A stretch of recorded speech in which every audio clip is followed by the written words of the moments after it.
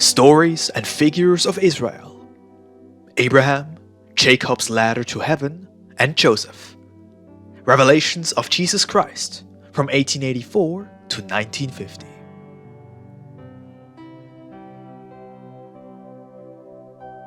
The unselfishness of Abraham. Thus saith the Lord. It will not always be necessary for you to drain the cup of bitterness.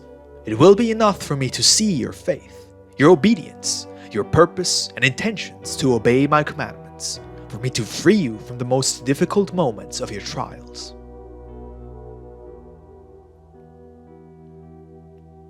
Remember that Abraham was asked for the life of his son Isaac, who he loved much, and that the patriarch, overcoming his pain and the love he felt for his child, prepared himself to sacrifice him as a proof of obedience, faith, love, and humility that you cannot yet understand. But he was not permitted to consummate the sacrifice of his son, because already in the depths of his heart he had proven his obedience to the divine will, and that was enough. No, how great was the rejoicing of Abraham when his hand was held back by a greater force, preventing him from sacrificing Isaac. No, how he blessed the name of his Lord and marveled at his wisdom.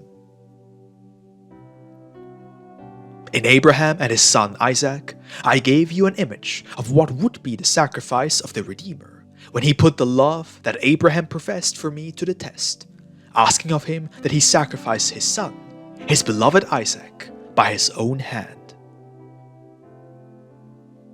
In that act, if you know how to meditate upon it, you will find a similarity to what later was the sacrifice of my only son for the salvation of the world. Abraham was the representation of God, and Isaac the image of Jesus. At that moment, the patriarch thought that if the Lord asked him for the life of his son, it was so that the blood of the innocent might wash away the failings of the people. And despite loving deeply he who was the flesh of his flesh, obedience to God and charity and love for his people were stronger in him than the life of his beloved son. The obedient Abraham was about to unleash the mortal blow at his son, but at the moment when, racked with anguish, he raised his arm to sacrifice him, my power stopped him, ordering him to sacrifice a lamb in place of his son, so that this symbol would remain as a testimony to love and obedience. The ladder to heaven in Jacob's dream. Do you know what meaning is contained in the ladder that Jacob beheld in his dreams? That ladder represents the life and evolution of the spirits. The body of Jacob slept at the moment of revelation, but his spirit was awake. He had ascended towards the Father, seeking prayer as the means, and upon entering into the regions of light, he came to receive a celestial message that would remain as a testament of revelations and spiritual truths for his people, which is all humanity. For Israel is not a material, but a spiritual name. Jacob saw the ladder with its base on earth and its top touching the sky.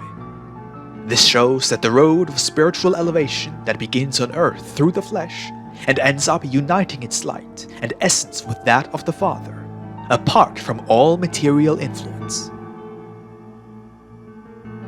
The patriarch saw that by that ladder, angels ascended and descended, representing the incessant incarnation and disincarnation, the continuous coming and going of the spirits in search of light, or also in their mission of restoration and purification of themselves, to elevate themselves a little more upon returning to the spiritual world. It is the road of spiritual evolution that leads to perfection. That is why Jacob beheld the representative form of Jehovah at the top of the ladder, indicating that God is the goal of your perfection, of your aspirations, and the supreme prize of infinite joy as the compensation for arduous struggle, prolonged suffering, and perseverance in reaching the bosom of the Father. Amongst the vicissitudes and trials, the Spirit has always found the opportunity to earn merit for the ascent. There, in each trial, the ladder of Jacob has been always represented, inviting you to climb one more step. A great revelation, O disciples, was that, for in it the spiritual life was spoken of, at a time when the awakening of the Spirit to the worship of the divine, the elevated, the pure, the good and true, had barely begun. That message could not have been for one single family, or even for one single people. Its essence was spiritual, and therefore was universal. For that very reason, the voice of the Father said to Jacob, I am the Lord God of Abraham thy father, and the God of Isaac. The land whereon thou lie, to thee I will give it, and to thy seed. And thy seed shall be as the dust of the earth, and thou shalt spread abroad to the west, and to the east, and to the north, and to the south. And in thee and in thy seed shall all the families of the earth be blessed. Joseph and his brothers. Joseph, son of Jacob, had been sold by his own brothers to some merchants who were traveling to Egypt. Joseph was still young, but had already given evidence of a great gift for prophecy. Envy took charge of his brothers, who got rid of him, believing that they would never see him again. But the Lord, who watched over his servant, protected him and made him important to the Pharaoh of Egypt. Many years later, when the world was stricken by drought and hunger, Egypt, guided by the counsel and inspirations of Joseph, had stored enough provisions to withstand the trial.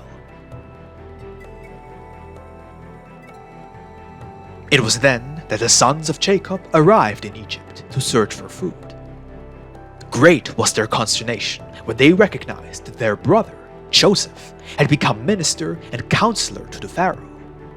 Upon seeing him, they fell from their feet to their knees, repenting of their transgression, and recognized that the prophecies of their brother had been realized.